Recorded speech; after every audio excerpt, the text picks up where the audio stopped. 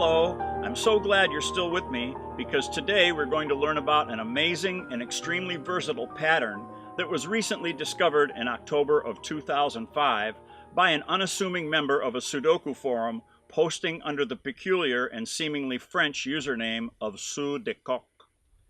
I have no idea whether Sudoku is a man or a woman, but he or she originally called this technique two-sector disjoint subsets. This is a great name because one, it sounds kind of daunting, and two, because it is a perfect description of how the technique works.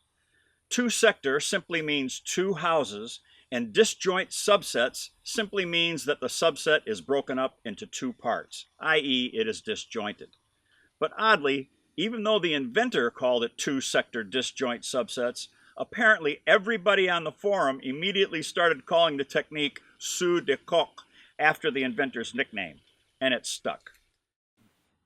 Both these names are a bit unusual, and I would prefer not having to repeat either one of them over and over again. So I have decided to refer to this technique in my tutorials as SDC, which is simply an abbreviation of Sudoku, okay? We will call it SDC from now on.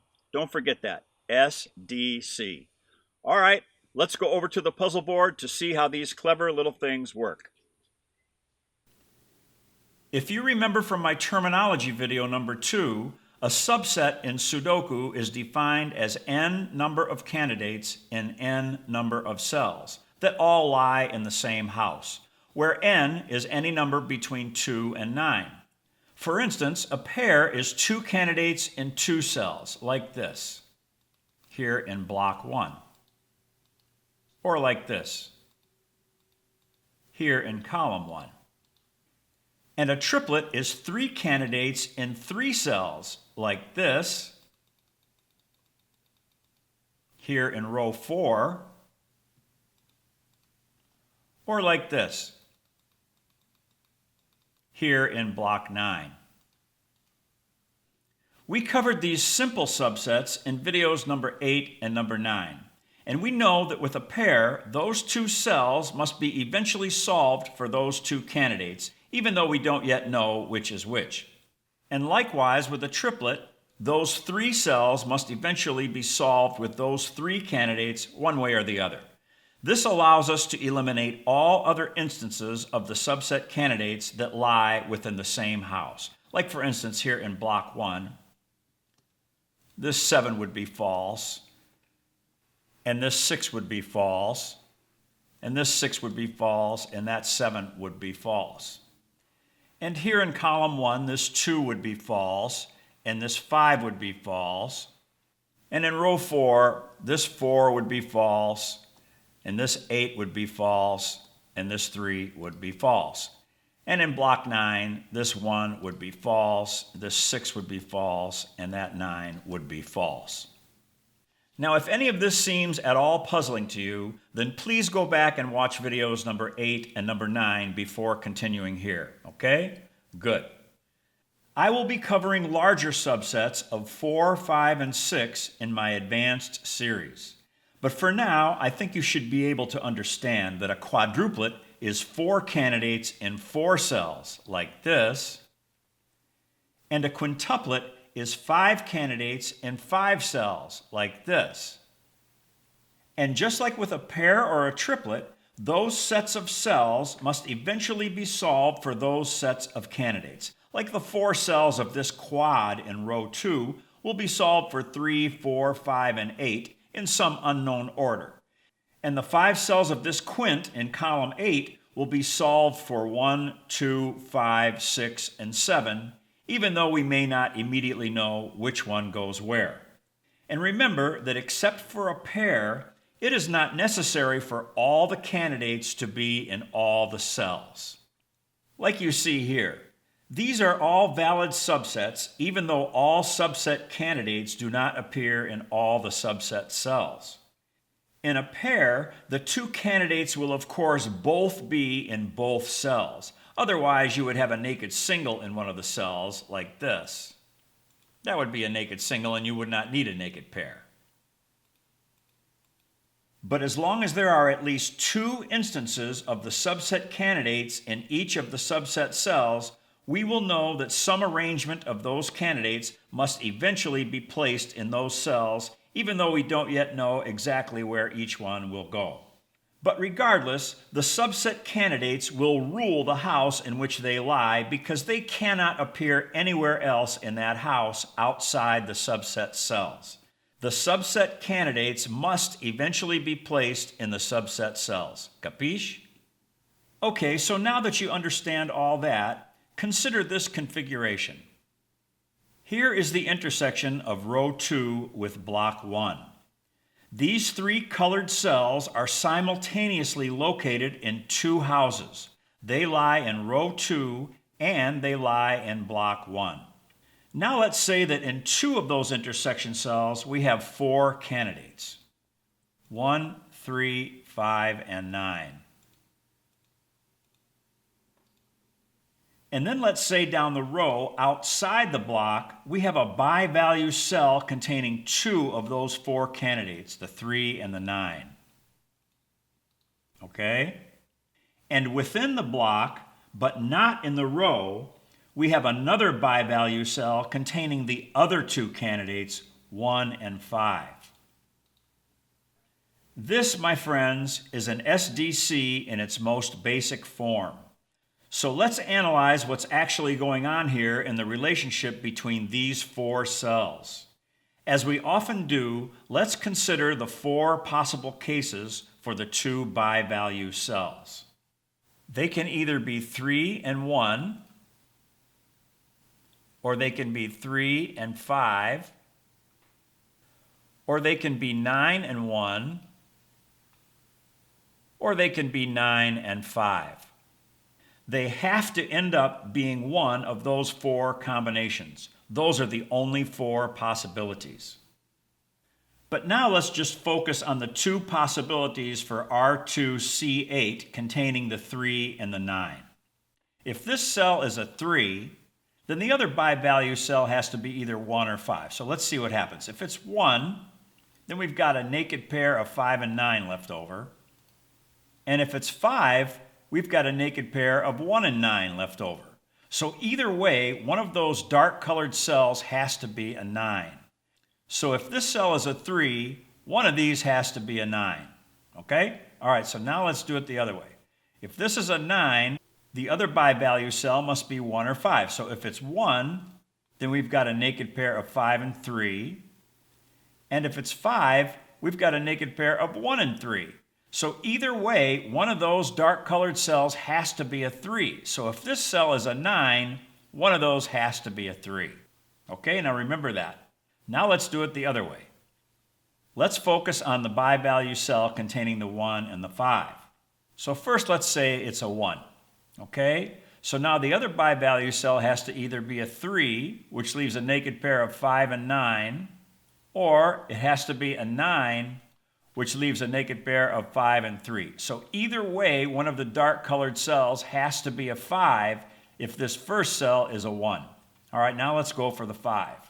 If this is a 5, then this is either a 3, in which case it leaves a naked pair of 1 and 9, or it's a 9, which leaves a naked pair of 1 and 3. So either way, if this cell is a 5, one of these dark-colored cells has to be a 1. So what's happening here is that these 4 cells create an effective or virtual naked pair of 3 and 9 in the row, and they create an effective or virtual naked pair of 1 and 5 in the block. This means you can eliminate any other 3s and 9s from the row, and you can eliminate any other 1s and 5s from the block. Is that brilliant or what? So that means if there was a 3 here, or a 9 here, or a 3 here, or a 9 here, they would all be false, because there's a virtual naked pair of 3 and 9 in that row. And if there was a 1 here, or a 5 here, or a 1 here, or a 5 here, they would all be false. Even in this cell, they would all be false because there is a virtual naked pair of 1 and 5 in the block. Now what's also going on is that those 4 cells are functioning as a naked quad, but it's broken in half or disjointed. We've got 4 candidates in 4 cells, which is the formal definition of a subset: n number of candidates in n number of cells. But because it is disjointed, half of it applies to the row and the other half applies to the block. Does everybody get that? And just like with a regular naked quad, all the candidates do not have to be in all the cells. So these 2 intersection cells can look like this or like this, and it will still work. Let's check. If R2C8 is a 3 and this is a 1, then there's a naked 9 in that cell, okay? And if this is a 3 and that's a 5, then there's a naked 9 in that cell. So that's going to be 3 and 9 in row 2. All right, now let's try the 9. If this is a 9 and this is a 1, then there's a naked 3 there, which is the 3 and the 9. And if this cell is a 5, then there's a naked 3 in this cell, so you have your 3 and 9. So there has to be a 3 and a 9 in those 3 cells in row 2. All right, now let's try the other cell. If this cell here is a 1 and this is a 3, then we've got a 9 and then you have a 5. So there's your 1 and 5. Okay? So now if this cell is a 9, then you've got a 3 and a 5. Again, 1 and 5. All right, so now let's look at this being a 5, and this is a 3. You've got a 9 here and a 1 here. There's your 1 and 5 in block 1. And again, if this is a 5 and this is a 9, that leaves a 3 and a 1. So all 4 ways you end up with a 1 and a 5 in block 1, and all 4 ways you end up with a 3 and a 9 in row 2. Now for our terminology, let's call the 2 darker colored cells the intersection cells, and then the 2 lighter colored bi-value cells, R2C8 and R3C1, will be called the row cell and the block cell respectively. And of course, the intersection cells can lie in a block and a column instead of a block and a row, in which case we would have a column cell instead of a row cell like this, but the logic is the same. Now once again, we've got 4 candidates in 2 of the intersection cells, here being 2, 3, 7, and 9. And you see all 4 candidates appear in both of those cells, but it doesn't have to be like that. It could just as easily be like that, and it will work just the same. But for this example, let's put them all in so that we can see all possibilities. So our column cell is 2 and 3, and our block cell is 7 and 9. So let's look at all the 4 possibilities. They can either be 2 and 7, or they can be 2 and 9, or they can be 3 and 7, or they can be 3 and 9. All right, so let's start with the column cell and imagine that it is a 2, okay? So the block cell can be 7, in which case it leaves a 3 and a 9 naked pair, or it can be 9, which leaves a 7 and a 3 naked pair. So either way, one of those intersection cells has to be a 3. And now if this cell is a 3 and this is a 7, it leaves a 2 and a 9. And if this is a 9, it leaves a 2 and a 7. So either way, one of the intersection cells will be 2, and that gives you your naked pair of 3 and 2 in column 3. All right, now let's look at the block cell. If the block cell is 7, and this is a 2, that leaves 3 and 9. And if this is a 3, it leaves 2 and 9. So either way, one of those intersection cells has to be a 9 coupled with that 7. All right, and now if this cell is a 9 and this is a 2, it leaves 7 and 3. And if this is a 3, it leaves 7 and 2. So either way, one of those intersection cells has to be a 7, and that gives you your effective naked pair of 7 and 9.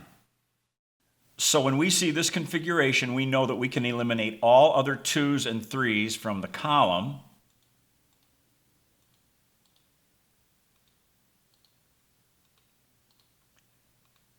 Those would all be false, and we can eliminate all other 7s and 9s from the block. So all of those candidates would be false. Okay?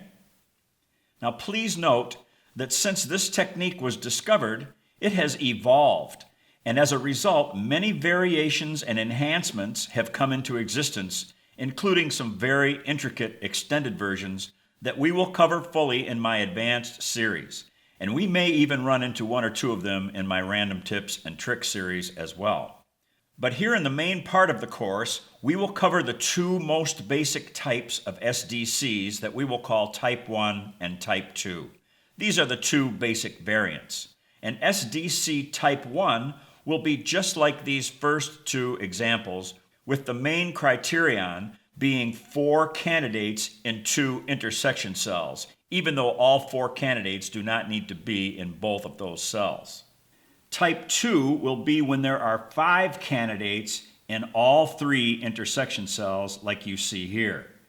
And again, we will have one bi-value Rho cell and one bi-value block cell, each with 2 of the candidates taken from the intersection cells, but different from one another. Now this will work just like a Type 1, except now, together with the 2 bi-value cells, we will have a quint, i.e. 5 candidates in 5 cells, instead of a quad. So here, you can eliminate the 1 and the 7 from the rest of the row, and you can eliminate 4 and 9 from the rest of the block. The leftover candidate, here being 2, gets locked into the intersection and can therefore be eliminated from both the row and the block. Now let's see why this is true. Again, let's consider the 4 possible cases for the 2 bi-value cells. Let's start with the Rho cell. If the Rho cell is 1, then this cell can either be a 4, in which case you have a locked triple of 7, 2, and 9, or it can be a 9, and then you have a locked triple of 4, 2, and 7. Okay? Or the Rho cell can be 7, in which case this cell can be a 4, which leaves you with a locked triple of 1, 2, and 9. Or it can be a 9, which leaves you with a locked triple of 1, 2, and 4. What you need to notice is these 3 cells cannot contain a 1 and a 7, because that would eliminate both candidates from this bi-value cell here in row 5, column 2. And they can't be a 4 and a 9, because that would eliminate the 4 and the 9 from this cell in row 4, column 9. So what's going on here is one of these 3 cells has to be a 1 or a 7, one has to be a 4 or a 9, and then one of them has to be a 2. So one of those 3 cells has to be a 2, and that's why you can eliminate the 2 from the row and the block. So in this case, you could eliminate all 1s, 7s, and 2s from the row. Like these would all be false.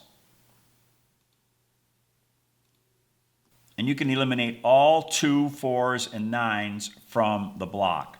Like this would be false, that would be false, and that would be false.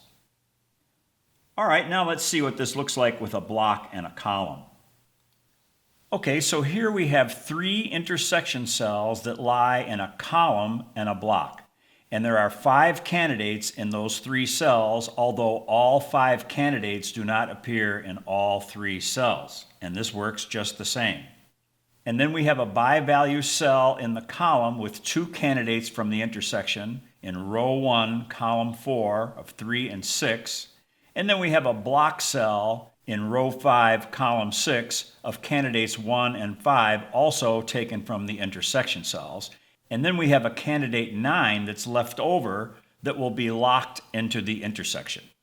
Now remember, those 2 bi-value cells, they can't be in the same column, otherwise this would just be a naked quint. It has to be disjointed for this technique to work, like you see here. All right, let's start with the column cell and look at all the 4 possibilities for the 2 bi-value cells. If this cell is a 3, then this can be either a 1, which leaves a naked 6 and then a naked pair of 5 and 9, or this cell can be a 5, which leaves a naked triple of 1, 6, and 9. And then next, this cell can be a 6, which means this can be either a 1, which leaves a naked 3 and then a naked pair of 5 and 9, or it can be a 5, which leaves a naked triple of 1, 3, and 9. So the three intersection cells are going to wind up like this. One of them will be either a 3 or a 6, another one will be either a 1 or a 5, and then one of them will be a 9. And that will allow you to eliminate all other 3s, 6s, and 9s from the column, and it will allow you to eliminate all other 1s, 9s, and 5s from the block.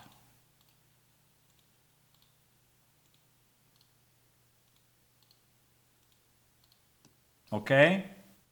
And remember that with any variation of an SDC, the number of candidates will always be equal to the number of cells involved. This is the only way it can work as a subset, even though it is disjointed or broken up. Like here, there are 5 candidates, 1, 3, 5, 6, and 9, and there are 5 cells that form the SDC.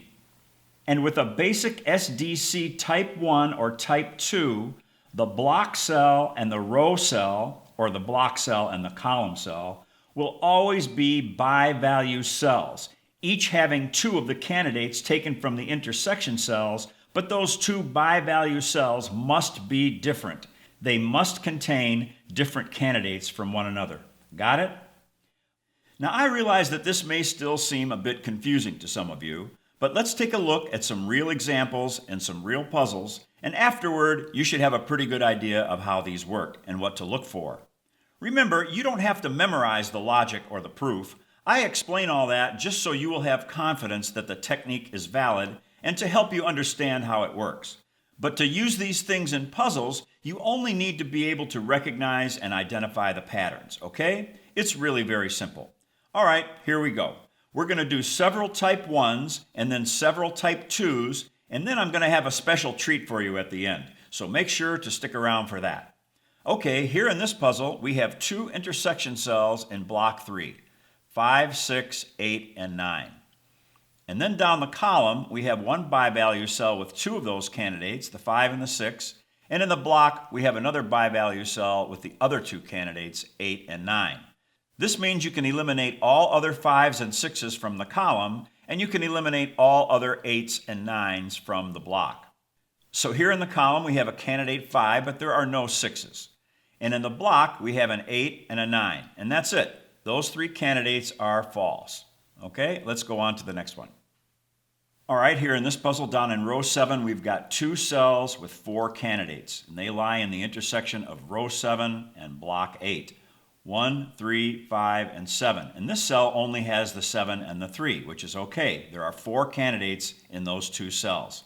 And now we've got a bi-value cell of 2 of those candidates, 7 and 5, and another bi-value cell of the other 2 candidates, 1 and 3. So we can eliminate all other 7s and 5s from the row, and we can eliminate all other 1s and 3s from the block.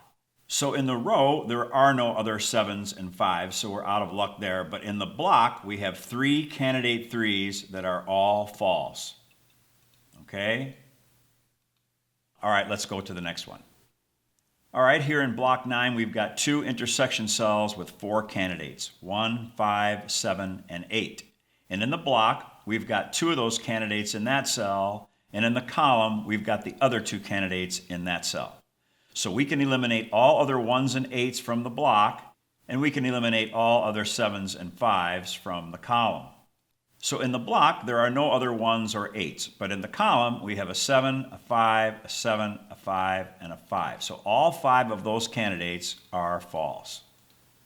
Okay, let's go to the next one. All right, here we have an interesting one. In block 1, we've got 2 cells with 4 candidates, but only 2 of the candidates lie in each of the cells, and they're both different. All right, that still works. There's 4 candidates in 2 cells. So now we look down the column, and we've got 2 of those candidates here, 1 and 9, and in the block, we have the other 2 candidates, 4 and 6. So that means we can eliminate this 1 and this 9 and this 9, and in the block, we can eliminate this 4 and this 6. Okay, so we've got 1, 2, 3, 4, 5 eliminations. All right, let's go to the next one. All right, here in block 6, we've got 4 candidates in these 2 cells, 3, 4, 6, and 7. And down the row, we've got 2 of those candidates in that cell, and in the block, we've got the other 2 candidates in that cell. So there is a virtual naked pair of 4 and 3 in the row, and there is a virtual naked pair of 7 and 6 in the block. That means in the row, this 3 is false and this 4 is false, and in the block, this 6 is false, and that's it. Got 3 eliminations. You know, sometimes you'll put one of these together and there won't be any eliminations, and other times you'll put one together and there'll be 12 or 13 eliminations. These can be very fruitful. All right, let's go to the next one. Okay, here in this puzzle down in block 7, we've got 2 cells with 4 candidates, 3, 4, 5, and 6.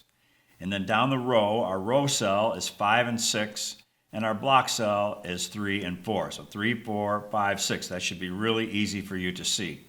So that means all other 5s and 6s can be eliminated from the row, and all other 4s and 3s can be eliminated from the block. So in the row, we've got 1, 6, and no 5s, and in the block, we've got a 4, 3, 4, and 3. So all 5 of those candidates are false. All right, next one. All right, here in block 8, we've got 2 cells with 4 candidates, 4, 6, 8, and 9. And then our column cell is 4 and 9, and our block cell is 8 and 6. Remember, those 2 bi-value cells have to contain different candidates taken from the intersection. So now we can eliminate all other 8s and 6s from the block, and we've got a 6, and a 6, and an 8, and a 6. And we can eliminate all other 4s and 9s from the column.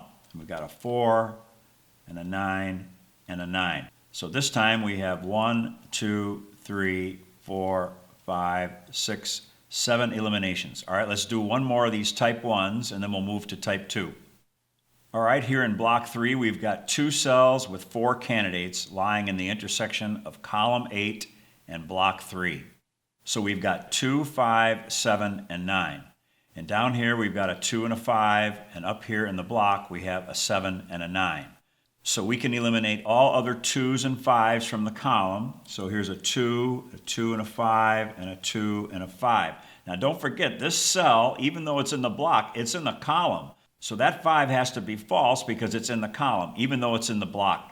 All right, and in the block we can eliminate all the 7s and 9s. So we've got a 7, 7, 9, 7, 7. So we've got 1, 2, 3, 4, 5, 6, 7, 8, 9, 10 eliminations on that one. All right, so now we're going to move to type 2, and I know this video is getting kind of long, but this is an important one, so we're just going to have to slog through it, okay? All right, on we go. All right, so now with the type 2, we're looking for 5 candidates in 3 intersection cells. And if you look right in the middle of the puzzle, you'll see 1, 4, 6, 7, and 8 in those 3 intersection cells. And then in the row, we've got 2 of those candidates here, 7 and 6. And in the block, we have 2 other candidates taken from the intersection, 1 and 8. So now, because we have those 2 bi-value cells containing 4 of those candidates, we have 1 candidate left over, and that's the 4. Okay? So the 4 gets locked into the row and into the block. So now, because this is a type 2, we can eliminate 7, 6, and 4 from the row, and we can eliminate 1, 8, and 4 from the block. So let's look in the row, and we've got a 7, and a 7, and a 6, and a 7, and a 6. Okay? And in the block, we have an 8, but there are no 1s, and there are no 4s. But there were no 4s in the row either, but had there been any, we could have eliminated those as well. All right, let's go to the next one. All right, this time up in block 3, we've got 5 candidates in 3 cells, 3, 4, 5, 8, and 9. And here we have a 4, 8, that's 2 of those candidates. And down here we have 5 and 3, that's another 2 of the candidates from the intersection cells. And the leftover candidate is 9. So the 9 gets locked into the row and the block. So that means we can eliminate 5, 3, and 9 from the row. So there's a 9 and a 3, and a 3 and a 9, but there are no 5s. And in the block, we can eliminate 4, 8, and 9. So there's a 4, and a 4, and a 4, and a 9. There are no 8s, but you just eliminate as much as you can and move on. All right, let's go to the next one. All right, here in this intersection we have 1, 2, 3, 7, and 9. Down here we have 1, 7 in the column, and we have 3, 9 in the block. So the leftover candidate is candidate 2, and that gets locked into the intersection. So we can eliminate 2, 1, and 7 from the column, and we can eliminate 2, 3, and 9 from the block. So in the column, there are no 1s, 2s, or 7s, so we're out of luck there. But in the block, we've got 3, 9, 3, and 9, and there are no 2s. But that's it. You just eliminate those 4 candidates and move on. All right, next one. All right, here we've got 1, 4, 7, 8, and 9 in those 3 cells. And up here we've got an 8 and 9, and here we have a 4 and a 7. So our leftover candidate is candidate 1, and that gets locked into the intersection. So we can eliminate 1, 8, and 9 from the column, and we can eliminate 1, 4, and 7 from the block. So we've got an 8 down here, and we've got 2 7s in the block, and that looks like that's it. There are no 1s anywhere. Okay, next one. All right, here in block 5, we've got 1, 2, 7, 5, and 8. And here we have a 2, 5, and here we have a 1, 7, which means 8 is our leftover candidate. All right, so that means we can eliminate 2, 5, and 8 from the block, and we can eliminate 1, 7, and 8 from the column. So up here we've got a 1 and an 8, and that's it for the column. And in the block 2, 5, 8, we've got a 5, 8, a 5, and a 2. So you eliminate all those candidates and move on to the next puzzle. All right, next one. Okay, here up in block 3, we've got 1, 2, 6, 7, and 9. And here we have a 7 and a 6, and here we have a 2 and a 9. So that means 1 is our leftover candidate, and that gets locked into the intersection. So we can eliminate 1, 2, and 9 from the row, and there's just that 1, 9. And from the block, we can eliminate 7, 6, and 1. So we've got a 7, a 6, and a 7, and that looks like that's it. So those 4 candidates are false. All right, next puzzle. All right, here in block 4, the candidates are 1, 2, 4, 6, and 8. And down here we've got a 2, 6, and up here we have a 1, 4, and that means 8 is our leftover candidate. So we can eliminate 2, 6, and 8 from the column. We've got a 6 and an 8 and a 2, and we can eliminate 1, 4, and 8 from the block. So we've got a 1, and an 8, and there are no 4s. So we've got 1, 2, 3, 4, 5, 6. All right, let's do one more. All right, up here in block 3, we've got 1, 2, 3, 6, and 9, and here we have 1, 3, and 2, 9. So that means 6 is our leftover candidate. Okay, so now we can eliminate 2, 9, and 6 from the row. We've got 2 and 9 and 9, but there are no 6s. And from the block, we can eliminate 1, 3, and 6, and we've got a 1, and we've got a 3, and again, no 6s. All right, that's going to do it for these type 2s, and now I'm going to show you something special as a bonus. As I mentioned earlier, there are many variations, enhancements, and extended versions of SDCs, but all that stuff is better saved for a separate tutorial.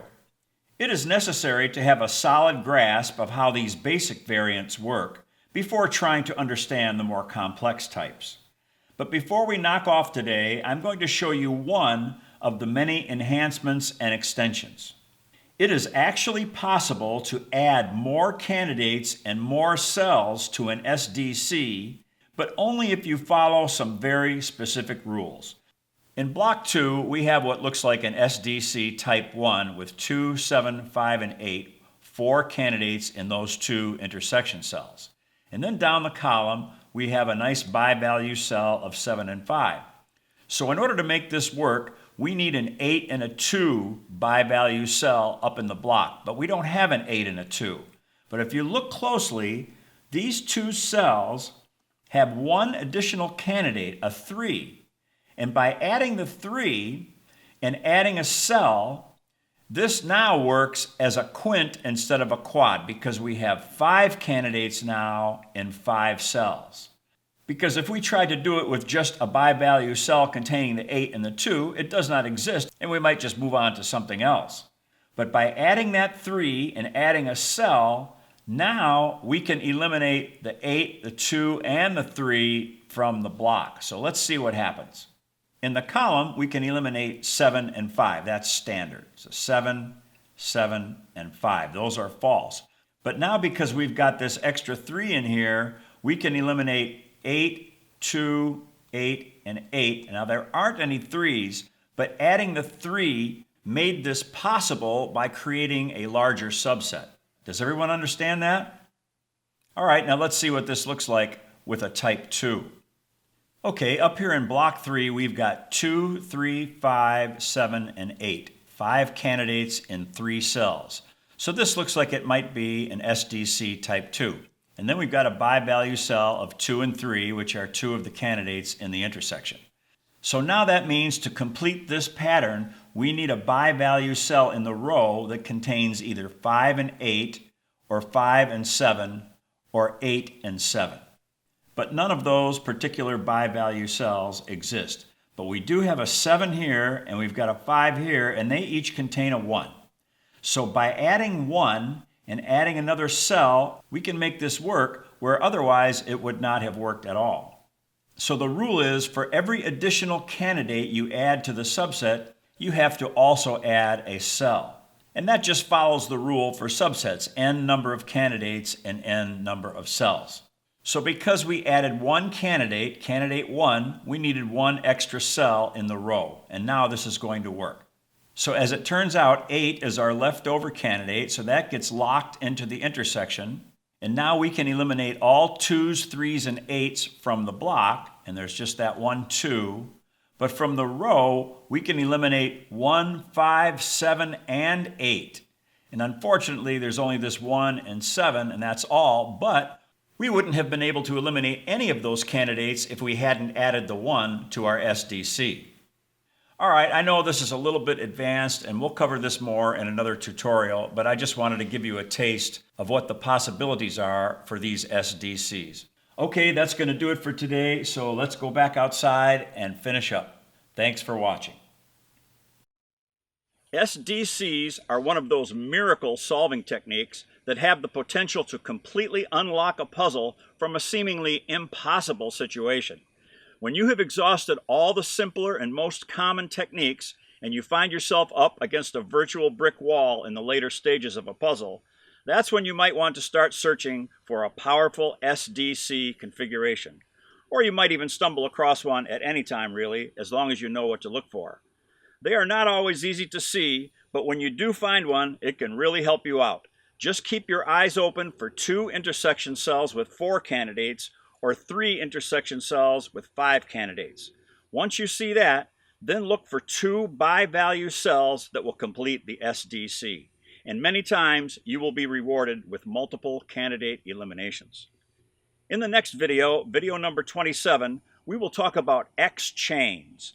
These are single-digit AICs, just like a turbofish, a 2-string kite, or a skyscraper, except that they can be much longer and have many more links than just 3. So I hope you will join me for that very interesting lesson. Until then, be well and be happy.